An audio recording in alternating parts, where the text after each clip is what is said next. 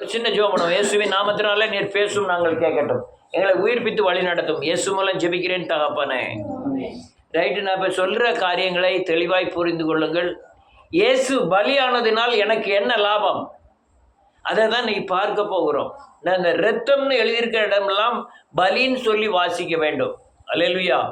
இரத்தத்துக்கு அர்த்தம் பலின்னு தான் அர்த்தம், அல்லது உயிரை கொலை செய்யப்படுதல் என்பது அர்த்தம். ஆனால் அந்த இரத்தமும் தண்ணீரும் வந்ததுன்னு எழுதியிருக்கிறத அதை இரத்தம்னு சொல்லி வாசிக்கணும். அதனால் மற்ற இடங்களில் இரத்தம்னு எழுதியிருக்க சிலுவையை குறித்ததான காரியங்களில் இரத்தம் என்று எழுதியிருக்கிறது பூராமே பலி என்று வாசிக்கப்பட வேண்டும். பலிக்கு தான் அங்கே இரத்தம் என்று எழுதப்பட்டிருக்கிறது. அதனால் இந்த இயேசு கிறிஸ்து சிலுவையிலே பலியானதினால் எனக்கு உண்டான விடுதலை என்ன, அதுதான் நம்ம பார்க்க போகிறோம். அல்லேலூயா. அநேகருடைய பிரசங்கங்கள், அநேகருடைய ஆலோசனைகள் எனக்கு கோமாளித்தனமாக தெரியுது. பாவங்க அல்லையா, நோய்களை குணமாக்குறார், அண்ணா குணமாக்குறார், இன்னா குணமாக்குறாருன்னு சொல்கிறாங்க. ஆனால் பாவம் மன்னிப்பு பெறாமல் நோய் எப்படி குணமாகும் அதுங்கிறது அவங்களுக்கு தெரிய மாட்டேங்குது. அவர் அக்கிரமங்களை மன்னித்து நோயை இப்போ எனக்கு பிரச்சனை, எனக்கு உடம்பு சரியில்லைன்னா நான் என்னை மனம் திரும்பணும், இயேசுவின் ரத்தத்தினால நான் கழுவப்படணும்.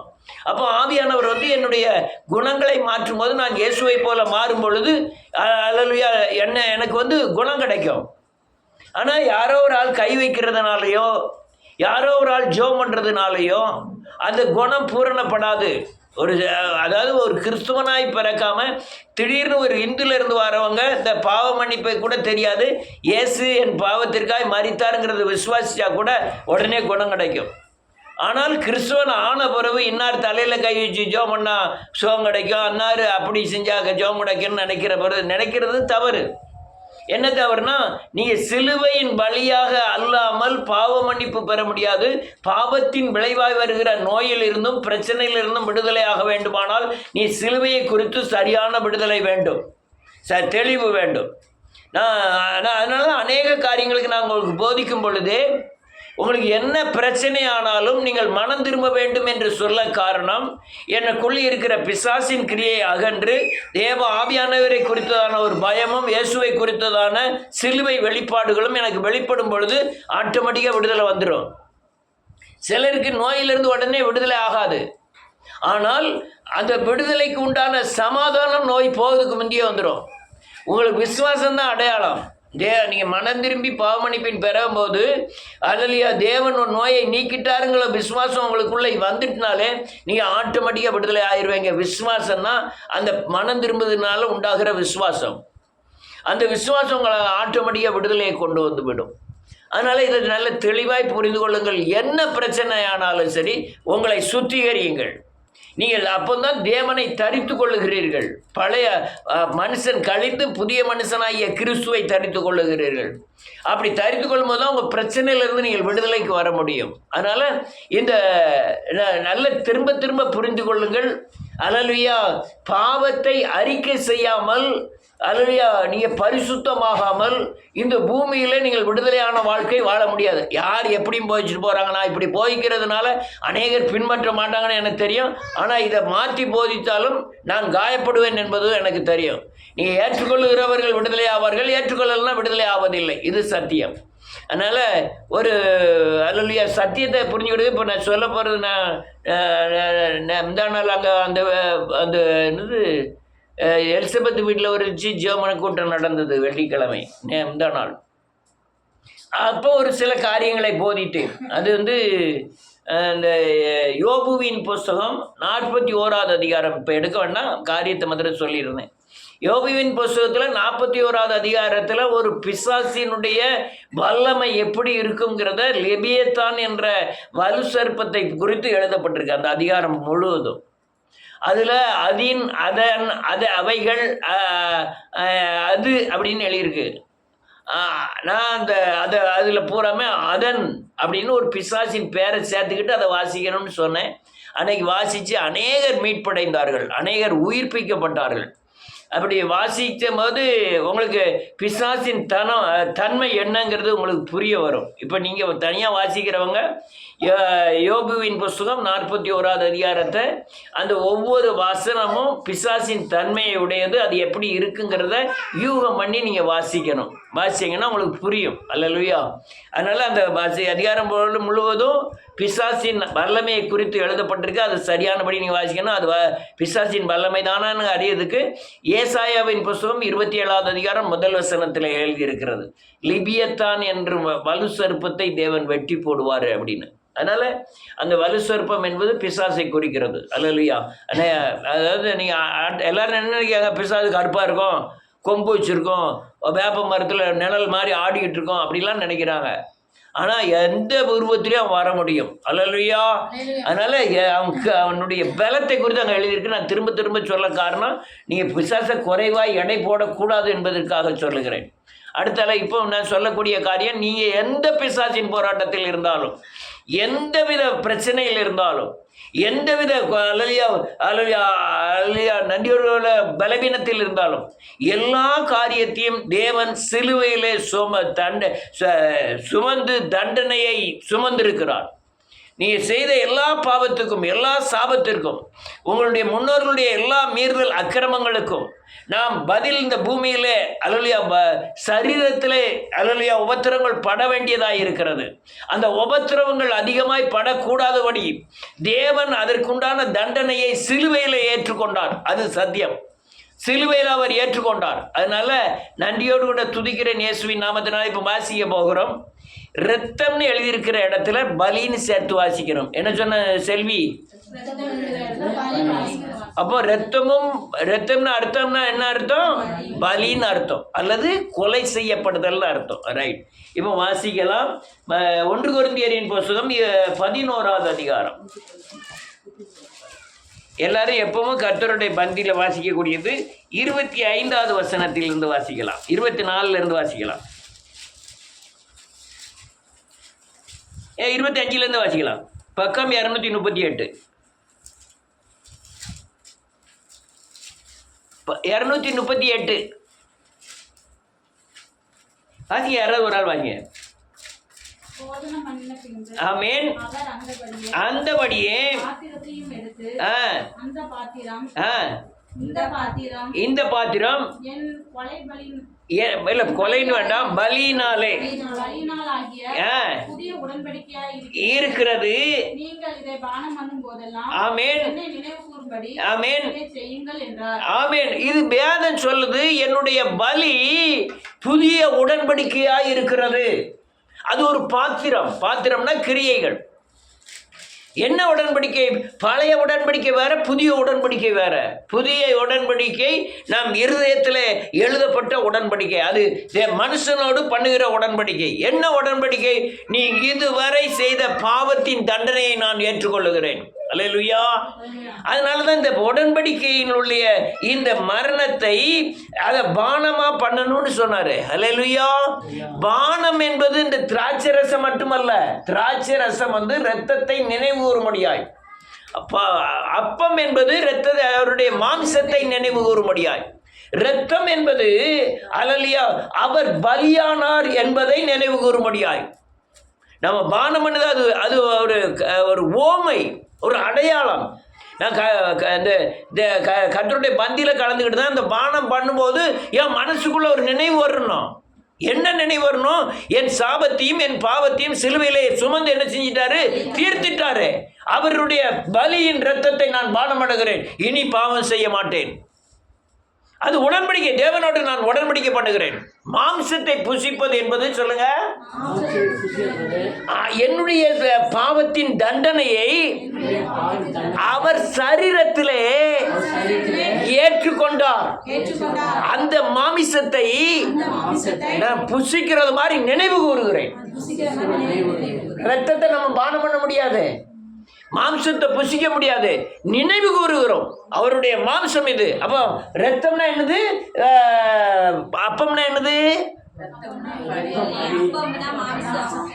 ரைட்டு. ரத்தம்னா பலி, அப்பம்னா மாமிசம். அப்போ ரத்தத்துக்கு என்ன அர்த்தம்? என்னுடைய பலியானார். என்னுடைய தண்டனைக்கா அவர் என்ன ஆனாரு? பலியானார். அப்ப மாம்சம்ங்கிறதுக்கு அர்த்தம் என்ன? என்னுடைய தண்டனையை அவர் சரீரத்தில் என்ன செஞ்சிட்டாரு? ஏற்றுக்கொண்டார்.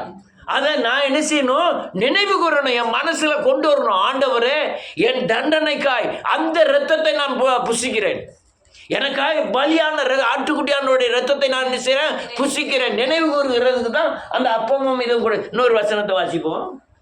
மத்தேயு எழுதின சுவிசேஷம் 26ஆம் அதிகாரம் 26, 27.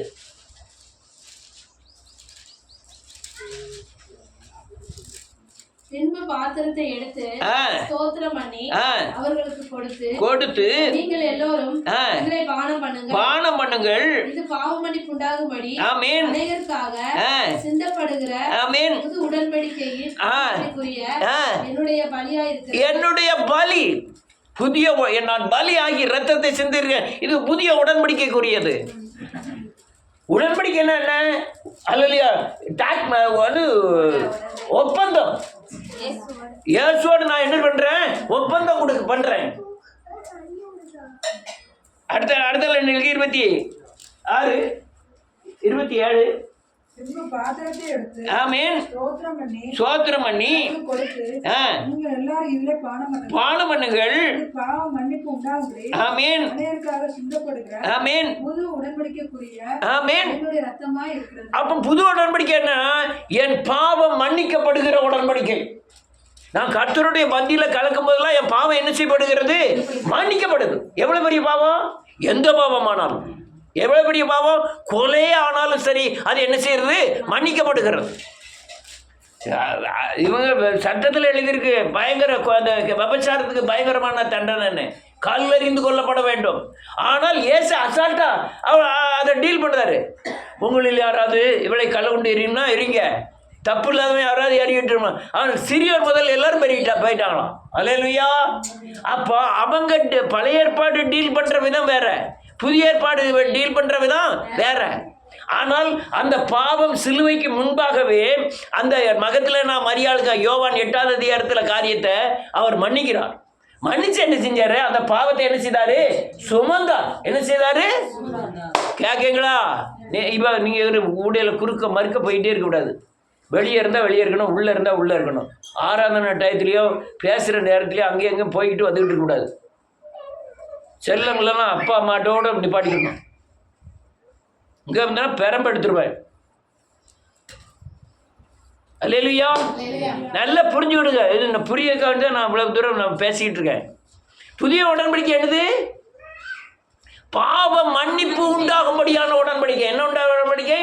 பாவ மன்னிப்பு. என்ன பாவத்து? எந்த பாவத்துக்கும் பாவ மன்னிப்பு உண்டானா உடன்படிக்கை தான். நான் ஒரு தடவை கர்த்தருடைய பந்திக்கு போயிட்டோம்னா எனக்கு வர்ற நோய் எனக்கு வர்ற நோய் நான் செய்த பாவமாக இருக்கலாம், என் முன்னோர்கள் செய்த பாவமாக இருக்கலாம். நான் கர்த்தருடைய பந்தியில் வரும் பொழுது அவர் எனக்கு புதிய உடன்படிக்கை பண்ணி அந்த இரத்தத்தையும் அந்த பலியையும் மாம்சத்தையும் நான் நினைவு கூறும்போது, அந்த தண்டனையை நினைவு கூர்ந்து நான் பாவ மன்னிப்பை பெறும் பொழுது எவ்வளவு பெரிய வியாதி ஆனாலும் எனக்கு சுகம் உண்டாகும். ஏன்னா அவர் எனக்கு பண்ண உடன்படிக்கை, பாவ மன்னிப்புக்கு என்று பண்ண உடன்படிக்கை. ஆனா இதுல நீங்க கரெக்டா பாவ மன்னிப்பு பண்ணி மறந்துட்டு போயிட்டேன்னா எந்த வியாதியாலும் குணமாயிரும். இன்னொரு வசனத்தை வாசிப்போம். எபிரேயரின் புத்தகம் 13ஆம் அதிகாரம் 20, 21.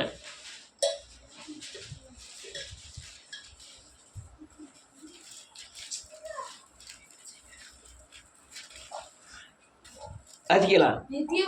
நித்திய உடன்படிக்கையின் பலியினாலே ஆடுகளுடைய பெரிய மேய்ப்பரான ஆமென் ஆமென் பண்ணின சமாதானத்தின் தேவன் கொண்டு ஆமென் நடப்பித்து ஆமென் ஆமென் சகல நற்கிரியிலும் ஆமென் சீர்பொருந்தினவர்களாக ஆக்குகிறவராக அவருக்கு என்றென்றைக்கும் உண்டாவதாக. ஆமென். சகல வித நற்கிரியைகளுக்கும் சீர் பொருந்தும்படியாய் தேவன் நம்மை நியமித்திருக்கிறார். அல்லேலூயா. நல்ல அதாவது அந்த நான் இப்போ போதிக்கிறது என்னன்னா, சிலுவையை குறித்தும் பலியை குறித்தும் அவர் தண்டனையை ஏற்றுக்கொண்ட காயங்களை குறித்தும் சரியான தெளிவு வந்துட்டுனா நீங்கள் உலகத்தை துக்கப்பட வேண்டிய அவசியமே இல்லை. இன்னொரு வசனத்தை வாசிப்போம்.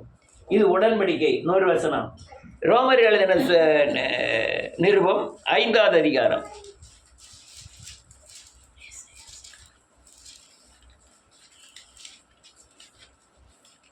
8வது வசனத்தில் 8, 9, 10 5, 6, 7, 8, 9, 10. மேலும் நமக்கு அருளப்பட்ட பரிசுத்த ஆவியினாலே ஆமென் தேவ அன்பு நம்முடைய இருதயங்களில் ஆமென் ஊற்றப்பட்டிருக்கிறபடியால் அந்த நம்பிக்கை நம்மை வெட்கப்படுத்தாது. 8வது வசனத்துல வாசிக்கணும். வேதம் என்ன சொல்லுது? பரிசுத்த ஆவி எங்க ஊற்றப்பட்டிருக்கு? யாருக்கு ஊற்றப்பட்டிருக்கு? கருப்பானவனுக்கு ஊற்றப்பட்டிருக்கா? படிக்காதவனுக்கு? யாருக்கு ஊற்றப்பட்டிருக்குன்னா மனம் திரும்பி பாவமன்னிப்பின் ரட்சியத்தை பெற்றவங்களுக்கு இருதயத்துல என்ன ஊற்றப்பட்டிருக்கு? பரிசுத்த ஆவியானவர் ஊற்றப்பட்டு இருக்கிறார். எதுக்கு ஊற்றப்பட்டிருக்கிறார்? பாவத்தை குறித்தும் நீதியை குறித்தும் நியாய தீர்ப்பை குறித்தும் கண்டித்து உணர்த்தி உன்னை நீதியின் பாதையில் நடத்துவதற்காக ஊற்றப்பட்டு இருக்கிறார். அடுத்த 8வது வசனம், நாம் பாவிகளா இருக்கையில் மரித்ததினாலே ஆமென் வேதம் சொல்லுது நான் பாவியா இருக்க. அடுத்த வசனம் வாசி. இப்படி நாம் அவருடைய ரத்தத்தினாலே ஆமென்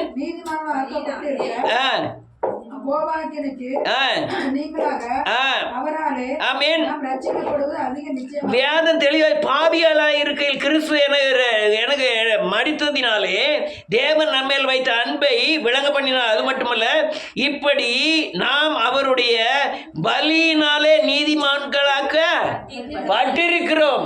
அது பட்டிருந்ததுனால என்ன நடக்கும்? கோபாக்கினைக்கு நீங்களாக அவராலே நாம் அனுதினமும் ரட்சிக்கப்படுவது அதிக நிச்சயம். கோபாக்கினை என்ன? தண்டனை, பாவத்துக்கு உண்டான தண்டனை பரலோகத்தில் போய் அடையிறது இல்லை, அடையிறது மட்டுமல்ல, இங்கேயே பாவத்திற்கு உண்டான தண்டனையை ஒவ்வொருவரும் அனுபவித்துக் கொண்டிருக்கிறார்கள்.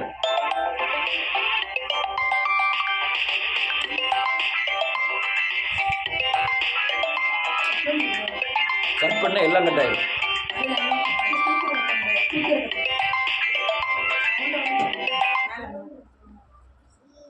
அல்லேலூயா. இன்னொரு வசனத்தை அடுத்த வாசிப்போம். 10. நாம் தேவனுக்கு சத்துருக்களாய் இருக்கையில் அவருடைய குமாரனுடைய மரணத்தினாலே அவருடனே ஒப்புரவாக்கப்பட்டோமானால் ஒப்புரவாக்கப்பட்ட பின் இப்ப என்ன ஆயிட்டு? ஒப்புரவுனா என்னது? ஐக்கியத்தோட தாண்டது. ஒப்புரவுனா என்னது? ஜான் வெஸ்லி, ஒப்புரவு. நான் பாவி, அவர் பரிசுத்தர், 2 பேரும் ஒரே கோட்டில் இணைகிறோம். எல்லாம் கட்டாயிரும். யாரோ தெரியல, யாரோ இருந்துட்டு போறாங்க. ஸ்பீக்கரை கட் பண்ணி. அல்லேலூயா. யார்கிட்ட ஒப்புரவு? 2வது வசனத்தை இவங்க ஊடல் அடிச்சு நமக்கு பேசக்கூடிய முடியாம ஆகுறாங்க. 10வது வசனம் என்ன இருக்கு? இருக்கையில் மரணத்தினாலே ஒரு நிமிஷம், நான் சத்துருக்கராய் இருக்கையில் ஒப்புரவான இடம் எங்க? சிலுவை. சிலுவை. சிலுவையில் போய் நான் மனம் திரும்பி பாவ மன்னிப்பு நிச்சயத்தை போகும்போது அவர் ராஜாதி ராஜாவாக இருக்கிறவர், பரிசுத்தத்தில் பயங்கரமான இருக்கிறவரும், அல்லையா நான் கீழ்த்தரத்தில் உருவானவன் நானும், நான் பரிசுத்தம் இல்லாத பாவியில் பிரதான பாவியாக இருக்கிற 2 பேரும் என்ன ஆகுறோம்? ஒப்புரவாகிறோம். என்ன ஒப்புரவாகிறோம்? ஐயா நான் பாவம் செய்துட்டேன், நீர் பரிசுத்தர், என்னை நீ என் பாவத்தை மன்னித்து நீர் என்னை என்ன செய்யும்? ஏற்றுக்கொள்ளும். ஒப்புரவாகிறோம் அவரோட. ஆனால் எந்த தகுதியும் கிடையாது. ஏதோ ஒரு தகுதியை சொல்லுங்க, பரிசுத்தத்தில் பெரியாளா? இல்லை.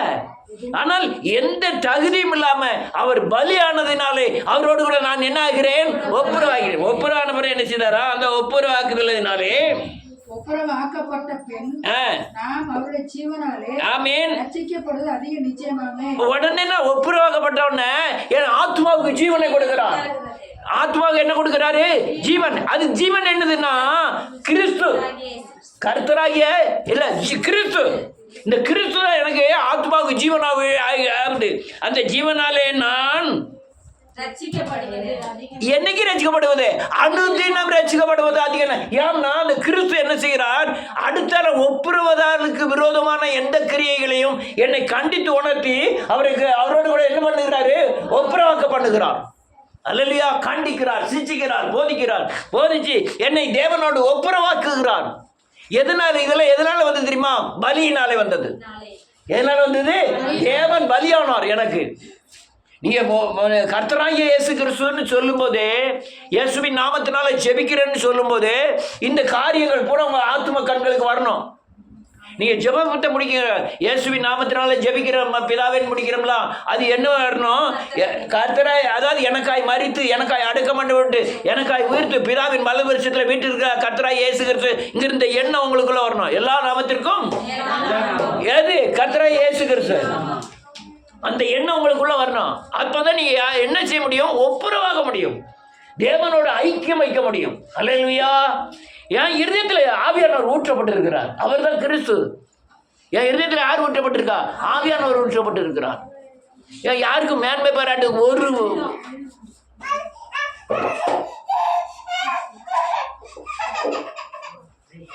மேன்மை பாராட்டுக்கு ஒருத்தருக்கும். ஆனால் இப்போ கிறிஸ்துவத்தில் மேன்மை பாராட்டப்படுகிறது. நான் ஆவியை பெற்றிருக்கேன், நான் அபிஷேகத்தை பெற்றிருக்கேன், நான் வரங்களை பெற்றிருக்கேன், நான் வல்லமை அநேகர் மேன்மை பாராட்டுகிறார்கள். நான் பிரசங்கிக்கிறேன், நான் 1000 பேர் நடத்துறேன், நான் பெரிய சர்ச்சை. இந்த மேன்மை பாராட்டலை கிறிஸ்துக்குள்ள தகுதியற்றது. அல்லேலூயா.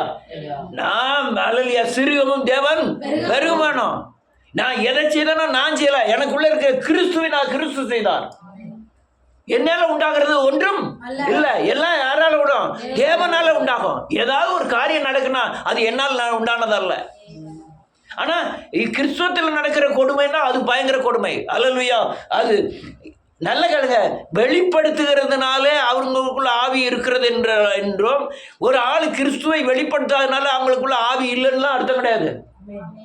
இவங்க இந்த அதுவும் இன்னொரு படி சொல்ல போனால் கிறிஸ்துவின் கிரியைகளை மேன்மைப்படுத்தாதவர்கள்ட்ட அவர்கிட்ட தான் உண்மையாக ஆவியானவரே இருக்கிறாரு.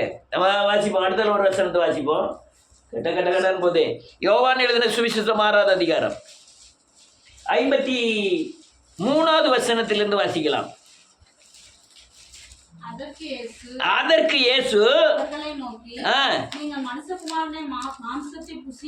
ஆமென் அவருடைய பலியை பானம் பண்ணாமலும் இருந்தால் உங்களுக்குள்ளே ஜீவன் இல்லை என்று மெய்யாகவே உங்களுக்கு சொல்கிறேன்.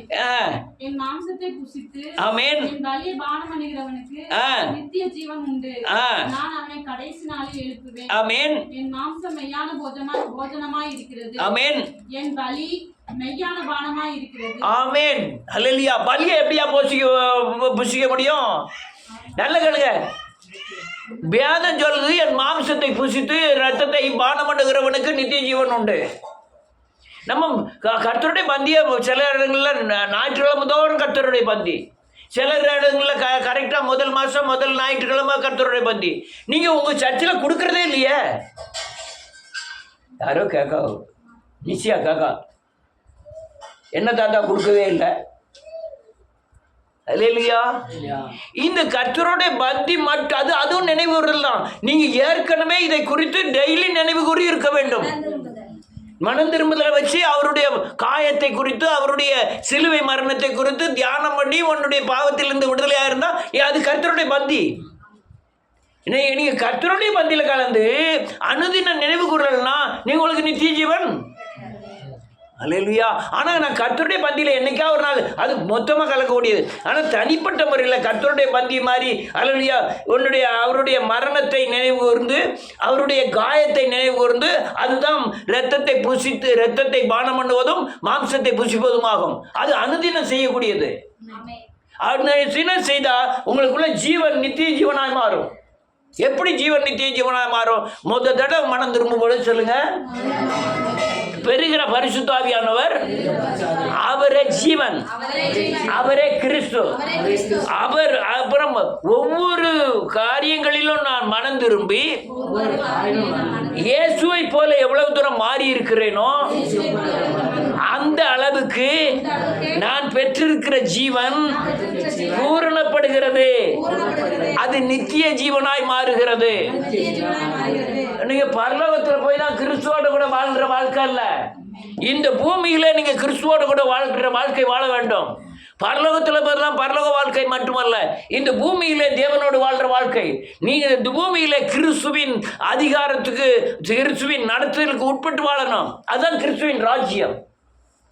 கடகடன்னு சொல்லிட்டு போறோம், புரியுதோ என்னமோ தெரியல. புரியுதா? இப்படிங்கக்கூடாது, இப்படிங்கக்கூடாது. அல்ல இல்லையா?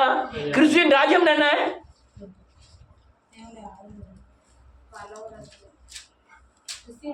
கிறிஸ்துவின் ராஜ்யம் பரலோக ராஜ்யம் ரெண்டு ஒன்று தான்.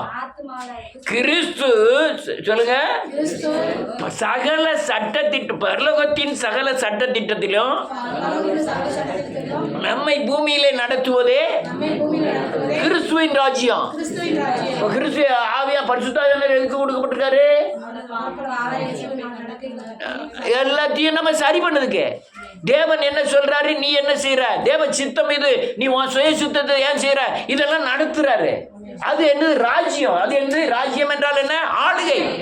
யாரோட ஆளுகை?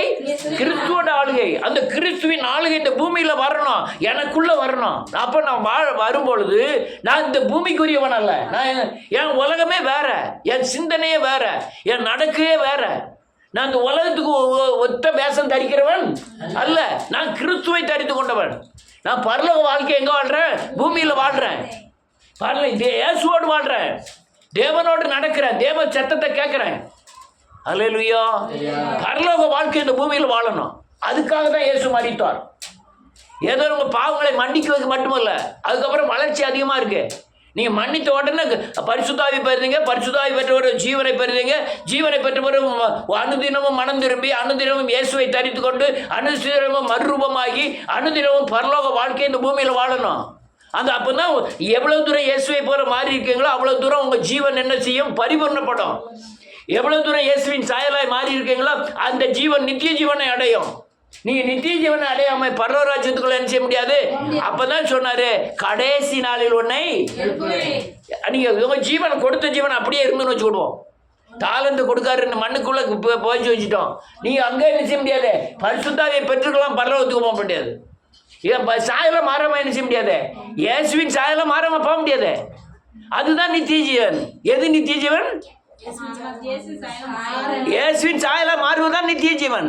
நித்திய ஜீவன் அடையாம பரலோகத்துக்கு போக முடியாது. அல்லேலூயா.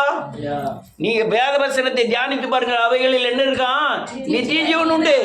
அதை நாசிச்சு பாருங்க, தியானிச்சு பாருங்க, அதுல நித்திய ஜீவன் இருக்கு. அப்போ மரித்ததின் காரணமே பாவத்திலிருந்து விடுதலையாக்கி, சாபத்திலிருந்து விடுதலையாக்கி, இந்த பூமியில பிசாசை ஜெயிக்க வைத்து, அல்லலியா வசனத்தின் அடிப்படை சட்டங்களிலே நடக்க செய்து, பரலோக ஆலோசனையை நமக்கு தந்து, பூமியில ஜெயமான வாழ்க்கை வாழ வைத்து, இயேசுவை போல மாற்றி, அதை நித்திய ஜீவனை அடைய வைத்து நம்ம எங்க எடுக்க போறாரு? நாளைக்கே நீங்க நித்திய ஜீவனை பெற்று பரிபூர்ணம் ஆயிட்டு இயேசுவை போல மாற்றீங்கன்னா நாளை கழிச்சு நீங்க எங்க இருப்பீங்க? யாம்பளை நாள் இங்க வச்சிருக்காரு, அடையல, அதனால வச்சிருக்கிறார். நான் இன்னும் யார் எனக்குள்ள என் தாத்தா இருக்காரு, அந்த தாத்தாவை கொல்லணும். தாத்தாவை கொல்லணும். அந்த குணம் போய் யார் குணம் வரணும்? அப்பதான் நம்ம எங்க போக முடியும். அதுக்காக தான் நம்ம பூமியில என்ன செஞ்சிருக்காரு, வச்சிருக்கா. அதுதான் சொல்லலாம், நான் அனுதினமும் சாகுறேன், அனுதினமும் நான் சிலுவையில் அறையப்படுகிறேன், அனுதினமும் மரிக்கிறேன். ஏன் அனுதினம் மரிக்கிறான்? சரீரத்தில் மரிக்கல, ஆவியில் என்ன செய்யறான்? மரிக்கிறான். அந்த சுவாபம் போவதுக்காக மரிக்கிறான், டெய்லி மரிக்கிறான். ஆனால் பாவத்துக்கு மரித்து எங்க பிழைக்கான்? இயேசுவை போல மாறுவதற்கு நீதிக்கு பிழைக்கிறான். அனுதினம் மரிக்கணும், அனுதினம் ஜீவனை அடையணும், அனுதினமும் நித்திய ஜீவனை அடையணும். அல்லேலூயா, அடையணும். இதெல்லாம் பேசினா ஒருத்தரும் கிறிஸ்துவை ஏற்றுக்கிட்ட மாட்டாங்க. ஏற்றுக்கிட்டாட்டா பிரச்சனை இல்லை, சத்தியம்தான். அல்லேலூயா. இன்னொரு வசனத்தை வாசிப்போம். எபிரேயரின் புத்தகம் 9வது அதிகாரம் 12வது வசனம்.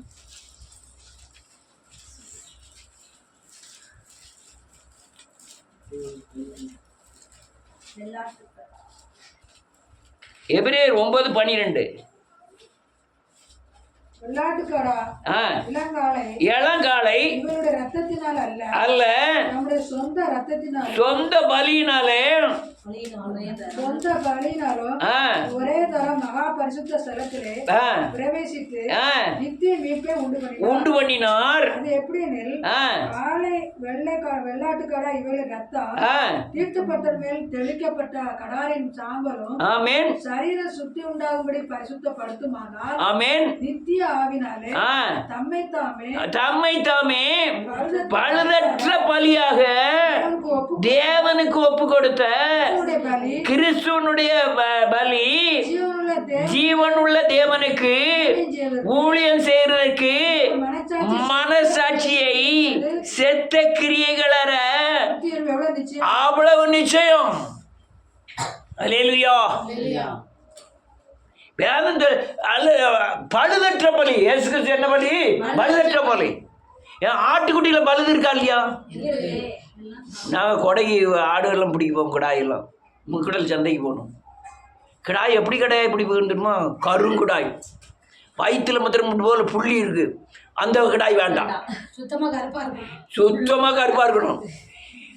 கொம்பு வாங்க மடங்கி கிடைக்கலாம் இருக்கக்கூடாது. கொம்பெல்லாம் சீராக இருக்கணும். எங்கனா கால் முறிஞ்சு உறிஞ்செல்லாம் இருக்கக்கூடாது. ரொம்ப பார்க்கணும். எங்கனா ஒரு வயிற்றுல எங்கனையா ஒரு இடத்துல வேற கலர் மாத்திரம் இருந்ததுன்னா அந்த கிடாயெல்லாம் அது தோல் தான், அது வெளிப்புறம் தான் அது பலிக்கு.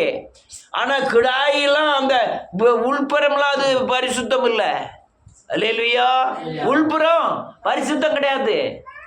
அதோட அது சுத்திகரிக்கமானால் பழுதற்ற பலி. யாருன்னா பழுதற்ற பலினா? யோசேப்பின் சித்தத்தினாலோ மாம்ச சித்தத்தினாலோ மரியாளுடைய சித்தத்தினாலோ இயேசு கிறிஸ்து என்ன செய்யல? பிறக்கல. அவர் பரிசுத்த ஆவியினாலே தேவனுடைய சித்தத்தின்படி மரியாளின் வயிற்றிலே பிறந்தார். அதனால அவர் பரிசுத்தர். அல்லேலூயா. பரிசுத்த பலியை யாருக்கு கொடுத்தாரு? நமக்காக கொடுத்திருக்கிறார். வேதம் சொல்லுது 14வது வசனம் வாசிங்க. நித்திய ஆவினாலே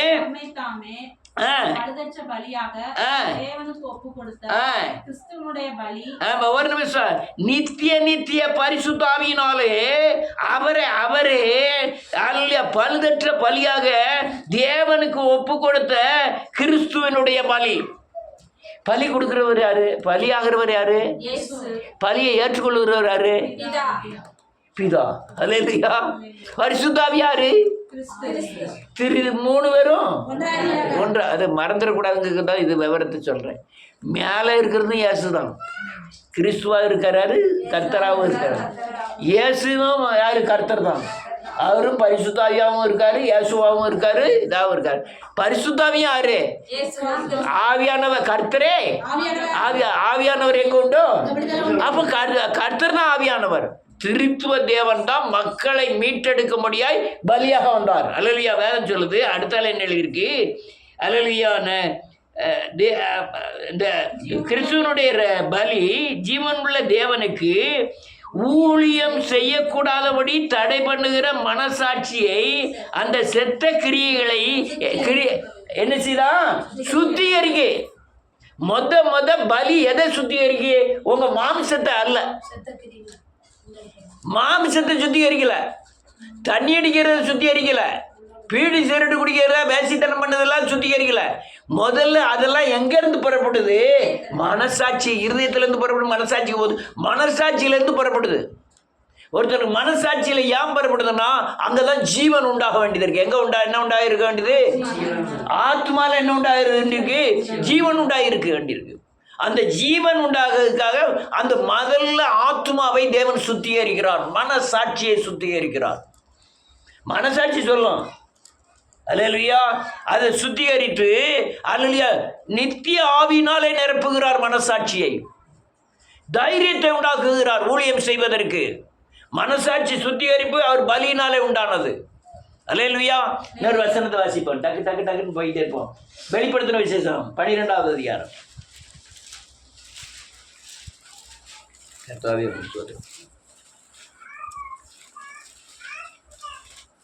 11வது வசனத்திலிருந்து மரணம் நேரிடுகிறதா இருந்தாலும் மரணம் நேரிடரா இருந்தாலும் அதற்கு தப்பும்படிக்கு தங்கள் ஜீவனையும் பாராமல் ஆட்டுக்குட்டியின் பலியினாலும் சாட்சியின் வசனத்தினாலும் அவனை ஜெயித்தார்கள். எவனை எத்தனை நாளைக்கு ஜெயித்தாங்க?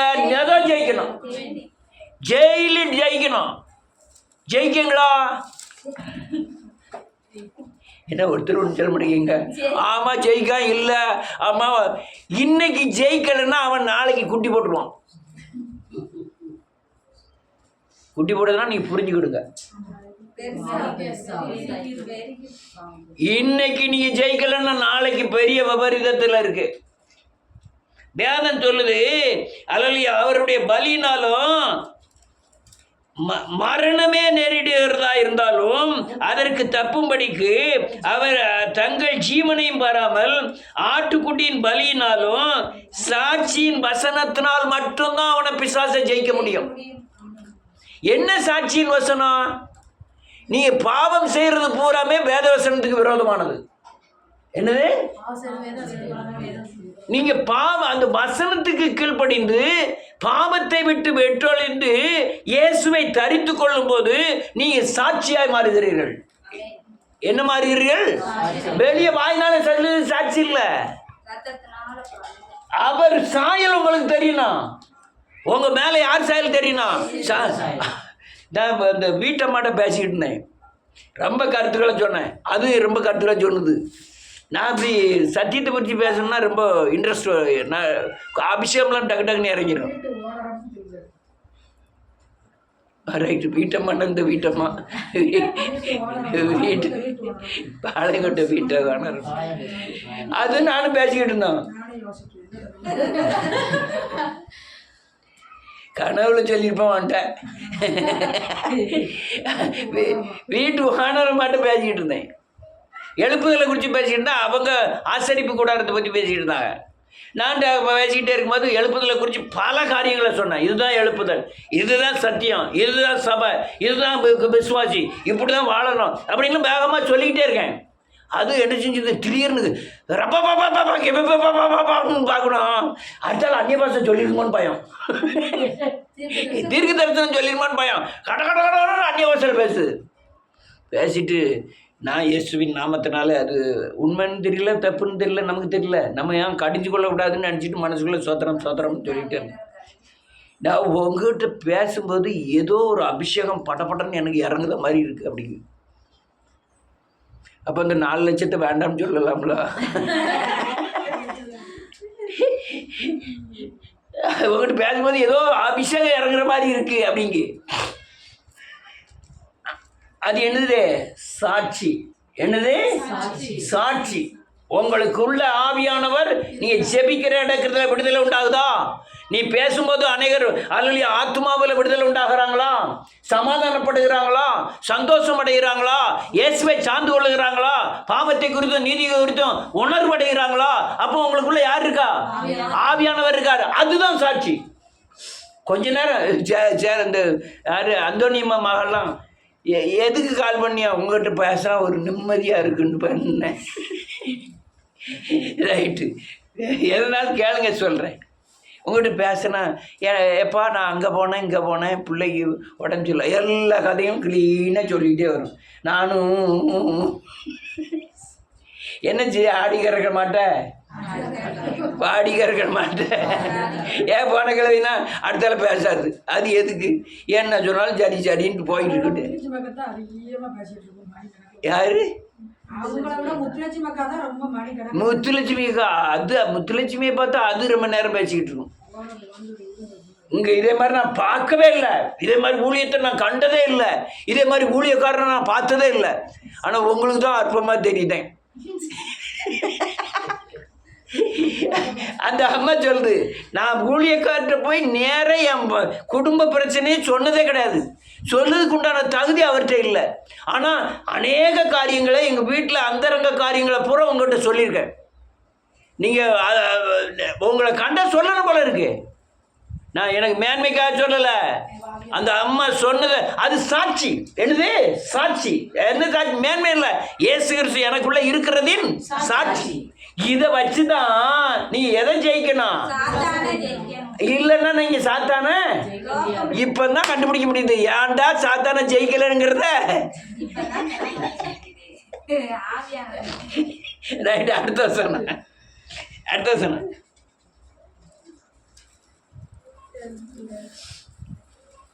ஆகையால் ஆ பரலோகங்களே ஆ இது வெளிப்படுத்த செய்தியிலதானா? ஆமா ஆமா ஆகையால் பரலோகங்களே ஆ அவைகளில் வாசமாய் இருக்கிறவர்களே ஆ கழிவுங்கள், ஆ பூமியிலும் ஆமென் சமுத்திரத்தில் குடியிருக்கிறவர்களே ஆமென் ஐயோ, ஆ பிசாசனவன் தனக்கு கொஞ்ச காலம் மாத்திரம் உண்டென்று அறிந்து ஆ மிகுந்த கோபம் கொண்டு ஆ உங்களுக்கு இறங்கினபடியால் ஆமென் உங்களுக்கு ஆபத்து வரும் என்று ஆமென் சொல்ல கேட்டேன். சொல்ல கேட்டேன். வலு சர்ப்பம் ஆமென் தான் பூமியில தள்ளப்பட்டதை அறிந்து அறிந்து அந்த ஆண் பிள்ளை பெற்ற ஆ சிறிய துன்பப்படுத்தினது. துன்பப்படுத்தினது.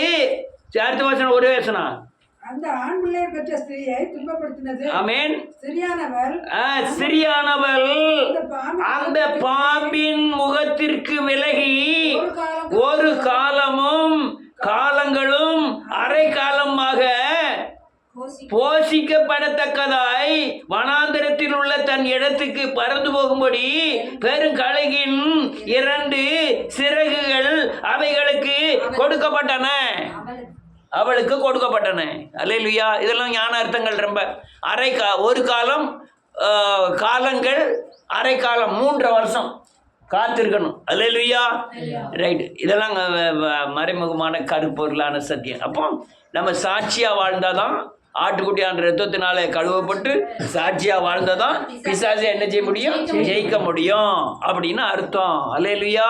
அப்போ அவருடைய பலினால இவ்வளவு ஆசீர்வாதங்கள் நமக்கு இருக்கிறது.